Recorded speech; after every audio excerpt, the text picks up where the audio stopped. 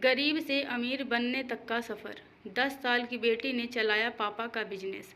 पापा अभी ऑफिस से आए थे। श्रेया बैठकर टीवी देख रही थी। पापा कुछ परेशान से दिख रहे थे। उन्होंने आते ही कहा, ये टीवी बंद कर दो। श्रेया, जी पापा, क्या बात है? आप कुछ परेशान से लग रहे हो। कुछ नहीं बेटी, जा एक गिलास पानी ला मेरे लिए। ये आवाज़ें सुनकर किचन में काम कर रही शालिनी जी पानी लेकर आईं और श्रेया से कहा, बेटा जरा जाकर किचन में देख, मैंने सब्जी बनने के लिए रखी है, मैं अभी आती हूँ। श्रेया अंदर चली गई। तब शालिनी जी ने पूछा, क्या बात है, आप कुछ परेशान से दिखाई दे रहे हैं। रमन ने कहा, शालिनी मेरी नौकरी चली गई। कंपनी काफ़ी समय से घाटे में चल रही थी। मेरे साथ कई लोगों को काम से निकाल दिया गया है। समझ नहीं आ रहा आगे क्या होगा। इस घर का किराया, गाड़ी का किस्त, श्रेया की शादी के लिए जो SIP शुरू की है, वह सब कहाँ से जाएगा। शालिनी जी ने कहा, आप चिंता मत कीजिए, आपको इतना कुछ आता है, कोई ना कोई नौकरी मिल ही जाएगी। हम एक काम करते हैं, कुछ दिन के लिए SIP बंद कर देते हैं। रमन, नहीं नहीं बेटी की शादी के लिए अभी से कुछ जोड़ेंगे तभी तो कुछ बन पाएगा। तुम जानती तो हो आजकल के लड़के कितना दहेज मांगते हैं। ये सब बातें श्रेया किचन से सुन रही थी। वह झट से बाहर आई। पापा, आप मेरे लिए पैसा जोड़ना बंद कर दो। इसकी 2 वजह है। एक तो जब तक मैं अपने पैरों पर खड़ी नहीं हो जाती शादी नहीं करूंगी। दूसरी, मैं ऐसे लड़के से शादी करूंगी जो दहेज नहीं लेगा। अपनी नन्ही सी बेटी की बात सुनकर रमन जी हंस पड़े। रमन, बेटी अभी तू केवल 10 साल की है और दादी की तरह बातें करती है। चिंता मत कर, मैं तेरी शादी बड़ी धूमधाम से करूंगा। शालिनी, हमारी बेटी बहुत समझदार है, यह बिल्कुल सही कह रही है। यह कहकर तीनों हंसने लगते हैं। घर का माहौल खुशनुमा हो जाता है।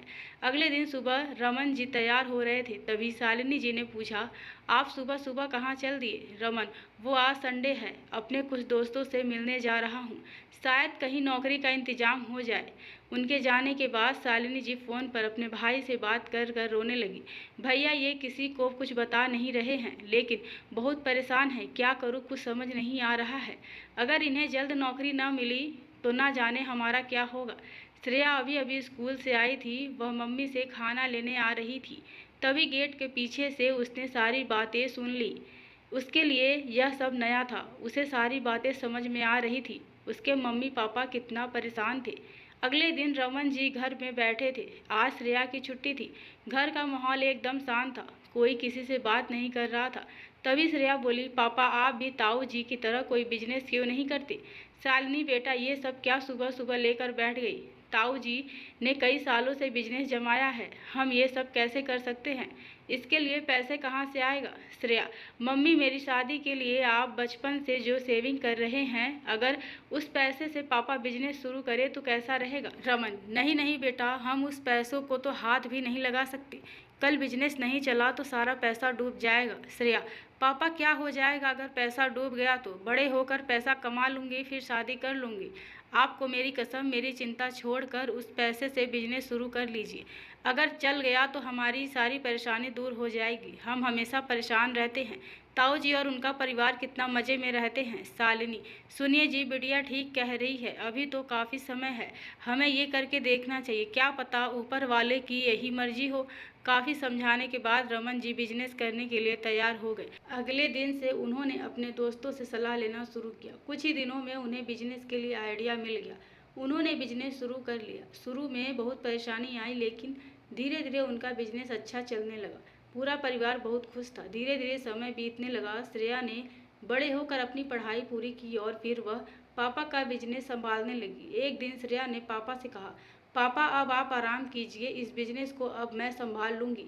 रमन, लेकिन बेटी अब तो तेरी शादी का समय हो रहा है, 1-2 साल में तेरी शादी करेंगे, फिर तू अपने घर चली जाएगी, तब यह बिजनेस मुझे ही संभालना पड़ेगा।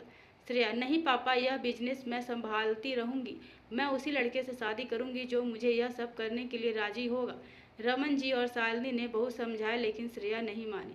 रमन जी अब घर पर ही रहते हैं। वे कभी कभी ऑफिस चले जाते हैं और फिर वापस आकर घर में बैठ जाते हैं। और श्रेया की भी शादी ऐसे लड़के से हुई जो उसका बिजनेस संभालने में उसकी मदद करता है। अब उनका परिवार खुशी से जीवन यापन कर रहा है। धन्यवाद दोस्तों।